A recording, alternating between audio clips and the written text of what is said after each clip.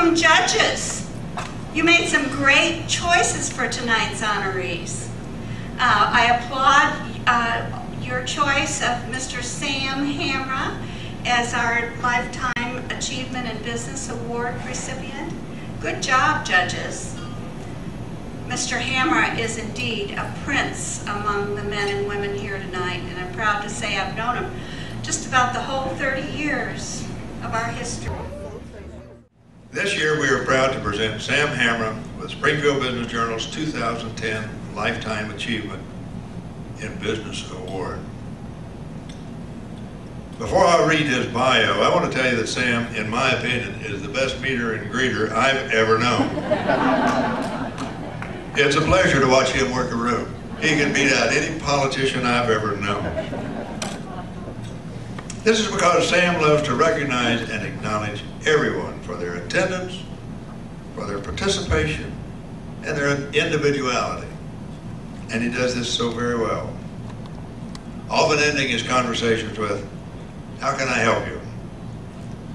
Just this morning I sent Sam an email about 5 or 6 o'clock this morning thanking him for something that he went out of his way to do for me, and of course without even asking me. As a test of what I've just said, I would like to see the hand of everybody that's ever shaken hands with Sam Hamra. Point made. Okay, good, thank you. Everybody knows Sam. I want to read part of his bio anyway, just in case somebody's moved into Springfield in the last 30 minutes and hasn't. Attorney Sam Hamra is the CEO of Hamra Enterprises, a 3,000 employee umbrella corporation with holdings that include 75 Wendy's restaurants and 47 Panera Bakery cafés. Throughout his career, Hamra has rubbed shoulders with politicians, well-known executives, famous actors, and star athletes. Many of these reflected in the photos that adorn his office walls. Through demonstrating a work ethic and community-mindedness learned from his father, Hamra is the center of an intriguing story of his own. He was an officer in the U.S. Army and has served as a board member for myriad community groups. He's received the University of Missouri Law School Citation Award, the R. David Thomas Founders Award, and the Ozarks Technical Communities College Excellence in Business Award. For these accomplishments and numerous others, please help me welcome to the stage Mr. Sam Hamra, Springfield Business Journal's 2010 Lifetime Achievement in Business honoree. Sam.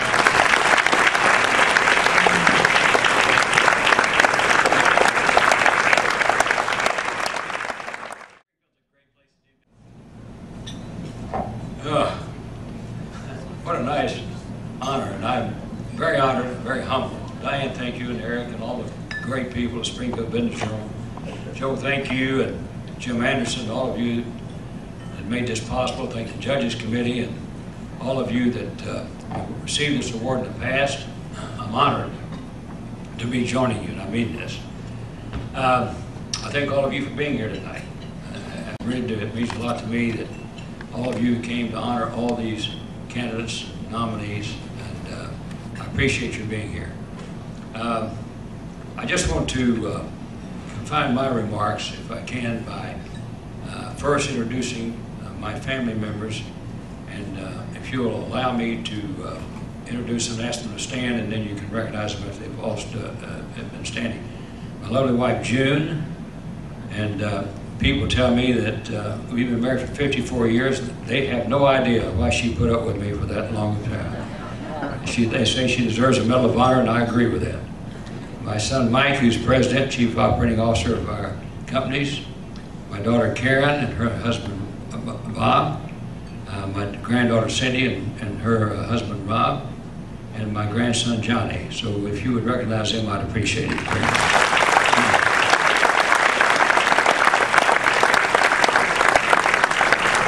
I would like to recognize the people here that are from our company and our organization.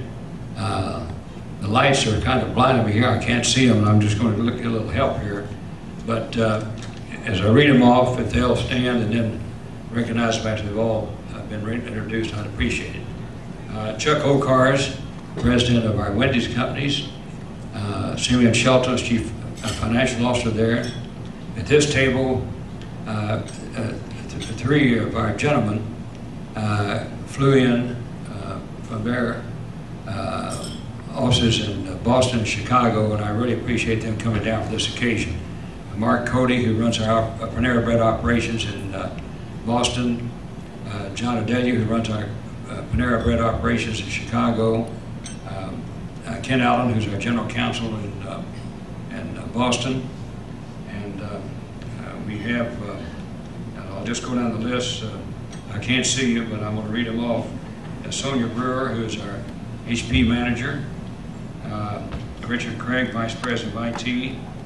Nancy Dean, vice president of administration. Gunderford, as controller of Boston Bread. Mary Jo Kaiser, senior vice president of HR. Alex Rozier, vice president of marketing. Judy Self, executive assistant. Judy Hogan is our receptionist. And we have an intern joining us this summer, Nick Shepard. So would you recognize him at this time? And thank you.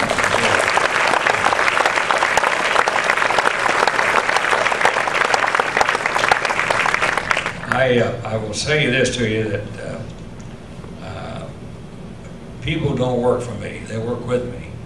And I've said many times that I don't manage the companies, I manage the people, and they do the work. And I'm really grateful to them for the great team we have, great officers and staff, people we have working with our companies.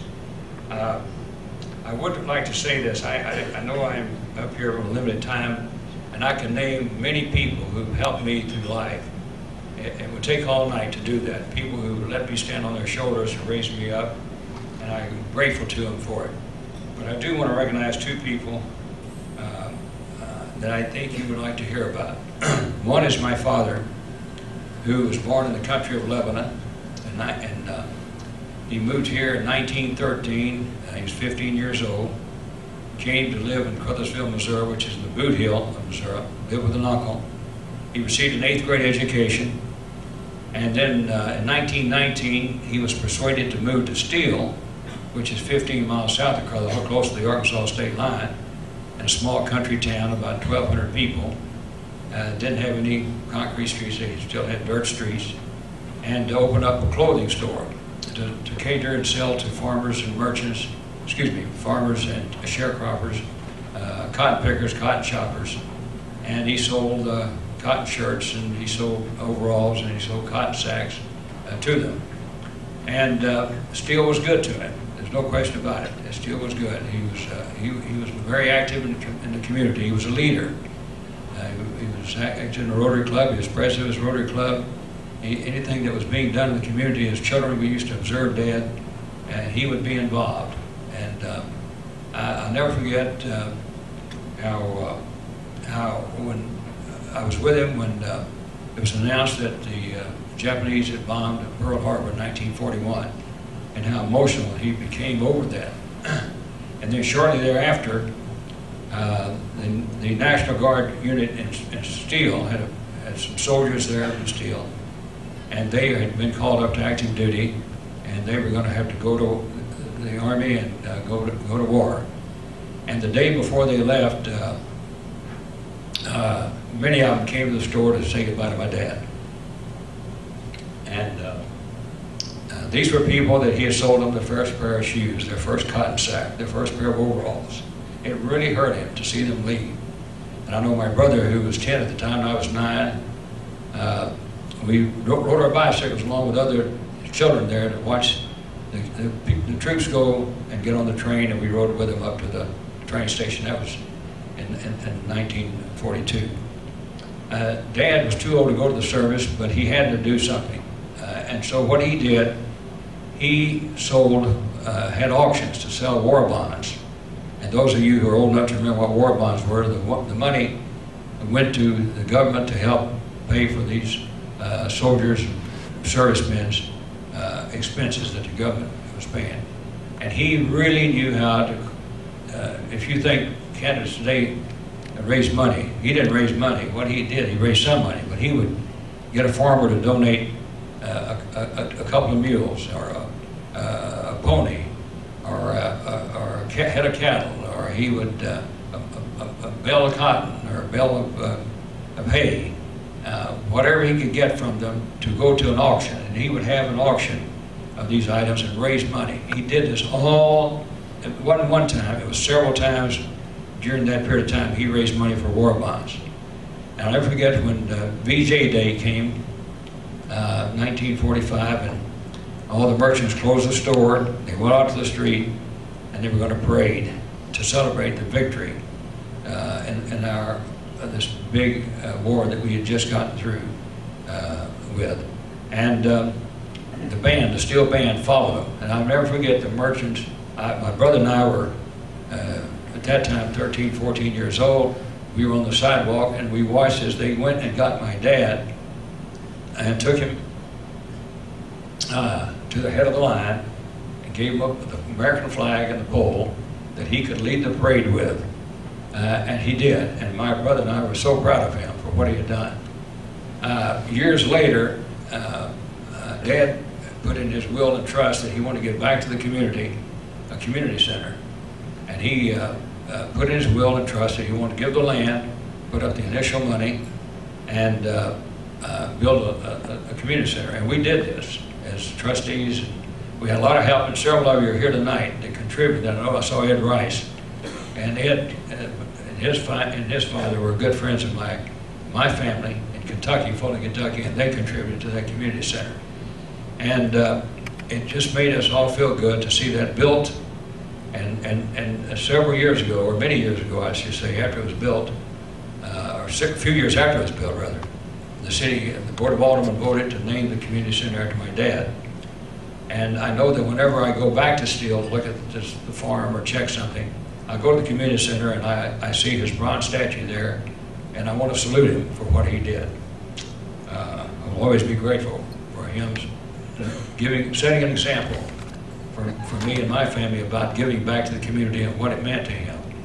The other person I'm going to talk briefly about is R. David Thomas, the founder of Wendy's. Several of you have met him. I became a franchisee in 1975 and owned our own restaurants, first restaurants in '76. And we had the opportunity to get very well acquainted with Dave Thomas. He became a good friend. And wherever we had meetings, Chuck remembers this, whenever we had conventions or meetings, he would always receive a standing ovation for the people. He was an orphan child.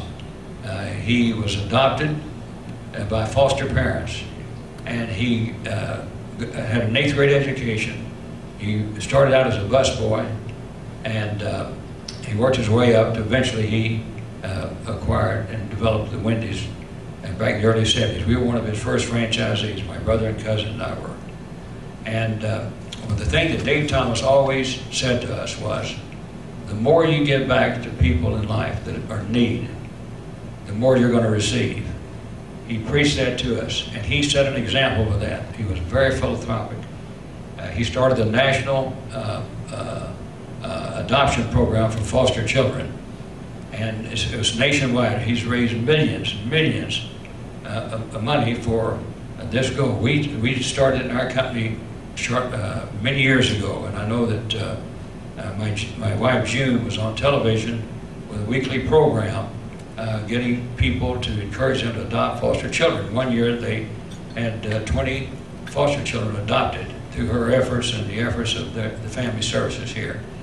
So I know that whenever I have an opportunity to give back to the community, they gain, but I can assure you the people in need gain, but I receive more by giving.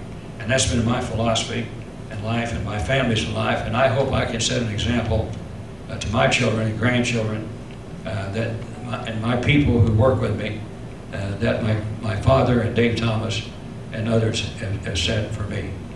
Thank you all for coming. Diane, thank you, and Eric, and all the judges, for you've really honored me for this. I am so proud and thankful, and I'm humbled by it, and God bless each and every one of you. Thank you.